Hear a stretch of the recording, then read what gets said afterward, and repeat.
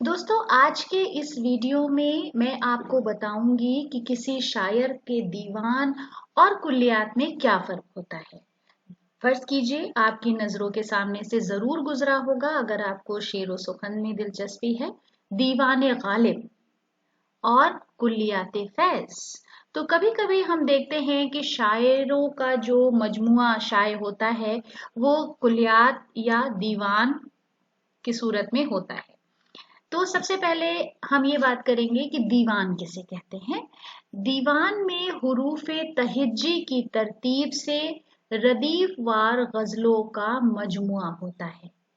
फिर से एक बार बताती हूँ कि हुरूफे तहज्जी यानी अल्फाबेटिकल ऑर्डर की तरतीब से रदीफ वार गजलों का मजमुआ, उसको दीवान कहा जाता है।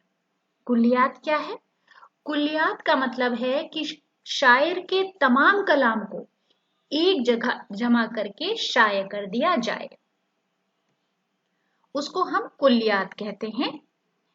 तो दोस्तों आज के वीडियो के लिए हमारी इतनी पेशकश थी। वीडियो देखने के लिए बहुत बहुत शुक्रिया।